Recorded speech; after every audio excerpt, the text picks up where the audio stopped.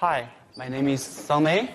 I'm from Stanford University, and this is a joint work with Theodore, who is also here, and my advisor Andrea Montanari and Roberto Oliveira. And today, my topic is about semi-definite programming. The keywords are SDP, non-convex optimization, max cut, and the Grothendieck dish inequality. I will explain the keywords one by one. First, let's look at the max cut SDP problem. So suppose we have a matrix A, which is n by n symmetric. We would like to maximize over the inner product of A and X, where X is an n by n symmetric matrix, subject to the constraint that the diagonal entries of X are 1 and X is PSD. This is an SDP problem, and this is called the max cut SDP because it has application in the max cut problem. It also has applications in Z2 synchronization and stochastic block model and etc. So I think most of people in CS community will know about the max cut problem, and I will go over it very quickly. In the max cut problem, we are given a graph G, which is a positively weighted graph, and AG is its adjacency matrix. We would like to find the max cut of G, where we need to solve a combinatorial optimization problem. And this problem is known to be NP hard to solve, so it's hard to find the exact global maximum. However, we can relax it into a semi-definite programming problem. And in 1995, Gomez and Williamson proved that this solution of this max cut SDP admit a 0.878 approximate solution. So this is the background of this max cut SDP. And let's go back to the original formulation. So if we just threw this problem into CVX, and we can solve it using like interior method, we can solve it up to n to 10 to the 3, and this is not so satisfactory. The reason is that X is an n by n matrix, and in interior method, we need to invert the Hessian. So the total complexity for interior method solving this SDP scales as n to the 6, and this is a very poor scaling. And in practice, people often use an interesting trick, which is a change of variable. You factorize this X as sigma transpose, where this sigma is an n by k matrix, where this k could be far less than n. And this trick is called the Bureau-Monteiro approach. If we're using this trick, we can substitute X, and we can transform the problem into, with the decision variable sigma, and the problem becomes non-convex. The objective function is a quadratic function in sigma, and the constraint becomes the rows of sigma are norm 1. And then we can drop this PSD constraint. So this is a very nice convex formulation. And empirically, people can solve it and for n up to 10 to the 5. And this is much better than 10 to the 3. So empirically, this formulation works very well. But theoretically, people don't quite understand this non-convex simulation because it's non-convex, so it has potentially a local maximum. What do we know about this non-convex simulation? So the first result is we know that when k is greater or equal to square root of 2n, the global maximum of this non-convex simulation coincides with the global maximizer of the convex simulation. The reason is the convex simulation always has rank less or equal to square root of 2n.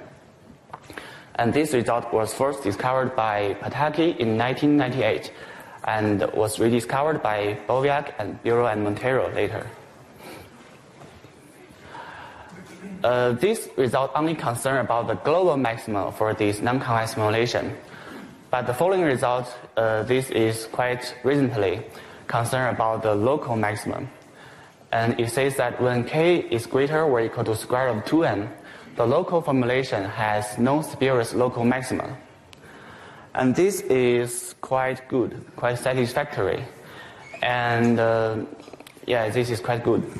But in practice, while people would like to solve this problem for k to be of order 1, for k to be like 10 or 15, and n very large, like 100,000 or a million.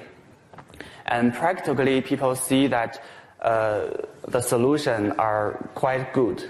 So the theoretical question would be, what if k remains of order 1 and n very large?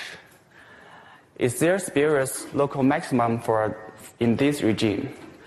And the answer is, sadly, there is spurious local maximum. But at least we can ask another question, which is, how is this local maximum? While the answer is quite promising, empirically, all these local maximum are very good. And in the rest of my talk, I will explain what does it mean by this word good in this sentence, and we will develop a theory to characterize all the local maxima and saddle points for this non-convex SDP problem in the regime for any k and n, for any finite k and n.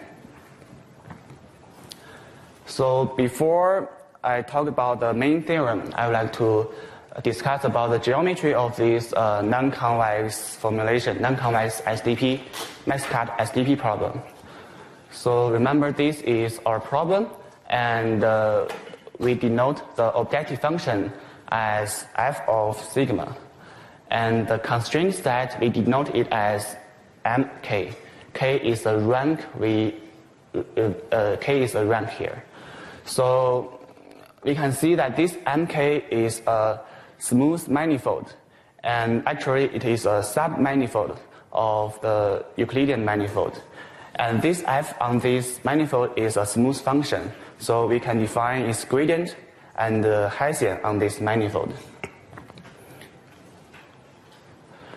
And to give the main theorem, we need the definition of the epsilon approximate concave point.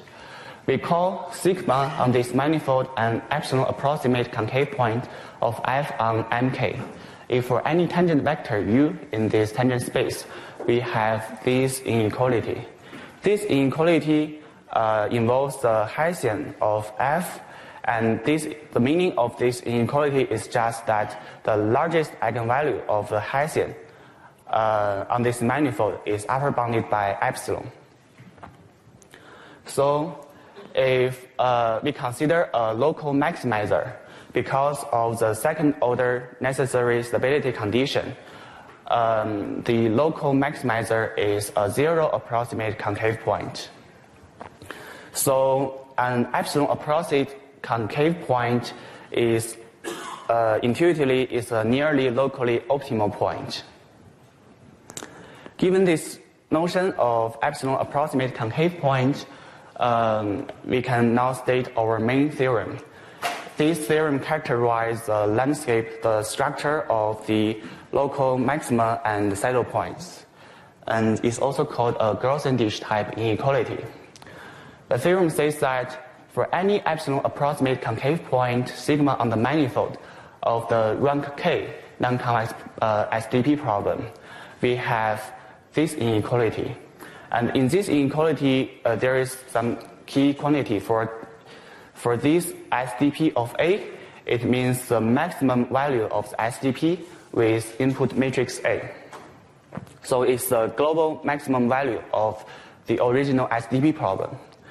And so here, this SDP minus A is the global, is the maximum value of the SDP with input matrix minus A. So this inequality says that f of sigma, which is the function value at an approximate concave point, this is greater or equal to SDP of A. SDP of A is the global is the upper bound for the non-convex formulation, minus a gap, a small gap, and the size of this small gap is 1 over k minus 1 times SDP A plus SDP minus A plus n over 2 times epsilon. And you can imagine here, so for now you can imagine here this SDP minus A is approximately equivalent to this SDP A. Okay, so this theorem basically says that an epsilon approximate concave point is nearly local optimal. And for this inequality, it says that it's also nearly global optimal. And I will use a figure to illustrate this inequality.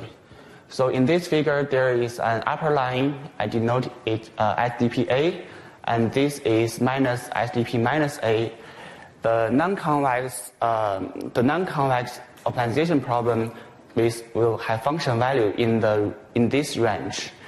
And this statement says that all the local maximum will be within a gap of the SDPA, and the size of this gap is of order 1 over k. And this is very good, very interesting. And we know that every point outside this gap will not be a local maximum. But there could potentially be critical point. Actually, there is a critical point outside here. For example, here is a critical point. And this is a critical point outside this gap with an additional margin n times epsilon over 2. So from this inequality, we know that this point have a direction of positive curvature with at least epsilon. So we know that if we go from here in the direction of the positive curvature with a small step size, there will be a guaranteed increase of function energy. So with this structural information, we can prove a convergence guarantee using the Riemannian trust region method. And this is this computational convergence guarantee, and you don't need to read it. And because we want to emphasize that we don't claim this computational cost guarantee is the best among all the SDP solvers. We just claim that this non-convex approach is a competitive approach within all the SDP solvers. And actually, we think it's very interesting to compare it with the multiplicative weight applet method, which is also an interesting method to solve SDP. And empirically, gradient descent method actually works better than what is guaranteed in theory. And given this structural information, we can prove another very interesting theorem regarding the max cut problem. The theorem says that for any k is greater or equal to 3, if sigma star is a local maximizer of the corresponding non-convex SDP problem, then we can use sigma star to find a 0.878 times 1 minus 1 over k minus 1 approximate max cut.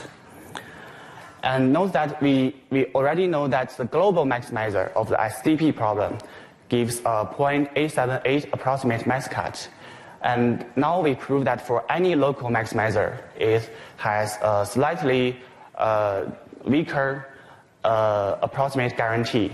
But for example, when k is 20, this guarantee is already very good. And we can gain a lot of computational efficiency. And for now, you may ask the question that can this Gaussian-Dish type inequality result generalize to general SDP problem? And the answer is yes. There is another interesting SDP problem, which is called the orthogonal cut SDP problem, which arises in the SOD synchronization problem. And the problem is here, and we claim that this can also be transformed to a non-convex problem. and we can use like gradient descent method to solve it, and we can give a similar theoretical guarantee for this SDP problem. Okay, now let's conclude my talk. We studied the non-convex max-cut SDP problem, and we proved that all the local maximum are near global maximum. And we give an alternate algorithm for approximating max-cut, and our conclusion is generalizable to general SDP problem. What I did not go into detail in my talk is Z2 synchronization and SOD synchronization problem. They are also very interesting problems, and we give some theoretical guarantee for these two problems. And at last, I very recommend you to read, if you are interested in this result, I recommend you to read the proof of the Grothendieck type inequality. You may think this is a very long proof, but actually this is a very this is a short proof. It can be written down in one page, and it's very interesting. I promise if you read this, after you read this proof, you will feel puzzled and excited. Okay.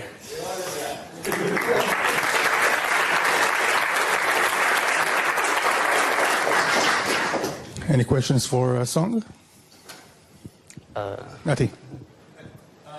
Very nice. Just a small technical question. So in your definition of the K method, also in the restricted eigenvalue definition, you had an equality rather than inequality. The norm is to be equal to 1 rather than less than equal to 1. Does that, if I instead allow look at the norm of sigma less than equal to 1, does that change anything, or can I? So we require that the norm of sigma is 1 because this would become a smooth manifold. If we just require the norm of sigma is less or equal to 1, then this is not a smooth manifold. But for this problem, we know that if we just restrict the norm less or equal to 1, the solution will have the norm equal to 1, right? So there is no difference for your question. Does the restricted eigenvalue change, or is it also? Well, because we know that the norm will be equal to 1 on that. Oh yeah, okay, yeah. If the norm is less or equal to 1, the condition will change. We don't know what will happen in that case. Thank you. So to remove this from one star, SDP is where the diagonal is constrained to 1. Yes. It's very important. So what do you think about in general when you have other type of linear constraint? Okay, so we know that for equality constraints, we can, for any like inequality constraint, we can also develop a similar guarantee. But this guarantee may not be like meaningful. We know that it's like f of sigma is greater or equal to SDPA minus some term which scales as 1 over k. And but the term you need to like product a term, multiply a term that may be very large.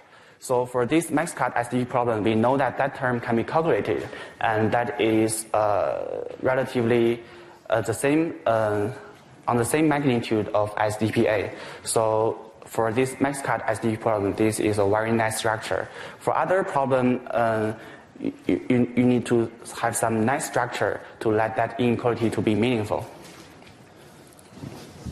Okay, let's thank the speaker again.